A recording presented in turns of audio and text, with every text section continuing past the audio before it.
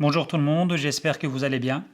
Nous allons aborder aujourd'hui la question du manager, comprendre ce qu'est être un manager, mais aussi, à la fin, nous essaierons de décortiquer la compétence fondamentale que doit disposer un manager pour pouvoir assumer sa fonction, assumer ses responsabilités et réaliser ses objectifs. Alors, selon les approches classiques du sujet, le manager doit exercer des fonctions très variées et aussi nombreuses. Parmi les différentes fonctions que l'on peut retrouver, le manager doit être capable de fixer et de planifier des objectifs principalement. Ensuite, ça peut être aussi bien des objectifs dans le cadre de son projet que des objectifs par rapport à l'organisation dans son ensemble. Ensuite, le manager doit être aussi capable de rassembler et répartir les ressources fondamentales, que ce soit des ressources humaines, des ressources financières, des ressources matérielles, etc., etc.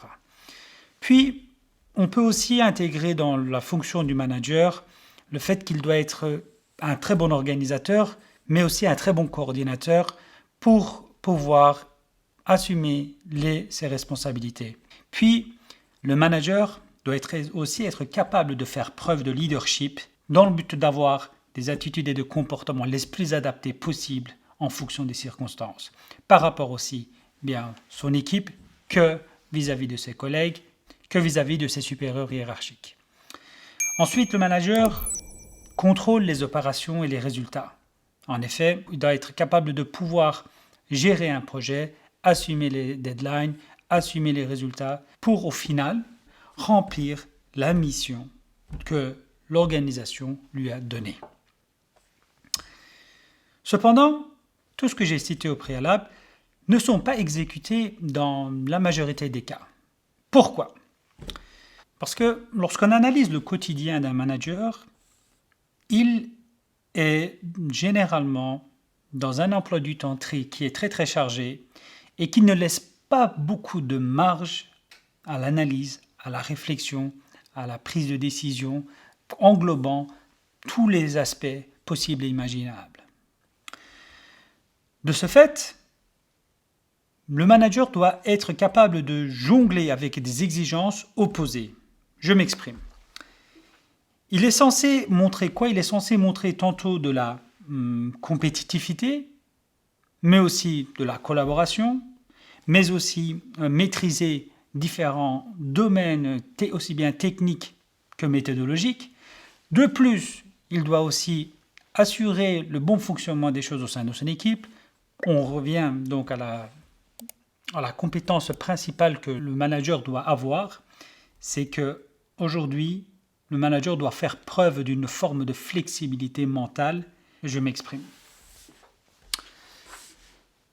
Comme vous le savez, à plusieurs reprises dans mes vidéos, j'ai abordé les sujets de l'intelligence humaine. Le développement de l'intelligence humaine permet à un individu de développer sa capacité mentale, sa capacité cognitive à analyser, à prendre des décisions, à se comporter, à agir différemment, etc. Et donc, plus la capacité d'un individu, d'un point de vue en rapport avec son intelligence est très développée, plus le collaborateur, l'individu, pourra avoir une certaine forme de flexibilité mentale pour pouvoir s'adapter à chaque situation.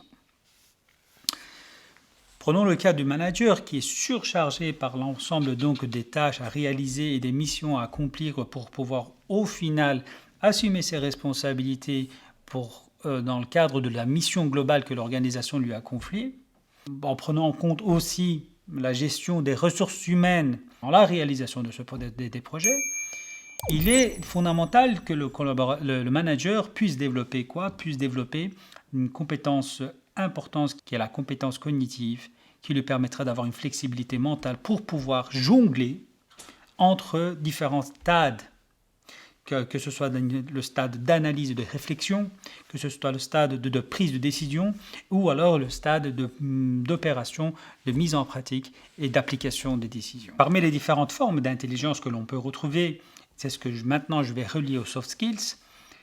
Ça a été même évoqué aussi, je pense, dans différentes vidéos. Il faut aller voir, il faut aller consulter mes précédentes vidéos en rapport avec les soft skills. Mais on parle d'intelligence rationnelle, on parle d'intelligence émotionnelle, voire même aussi, c'est ce que moi j'intègre, l'intelligence spirituelle.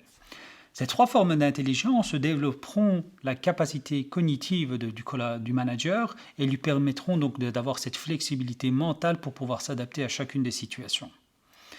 Donc, si vous êtes manager ou si vous avez pour ambition de devenir manager, n'hésitez pas à prendre en considération le développement de ces soft skills en rapport avec votre capacité cognitive.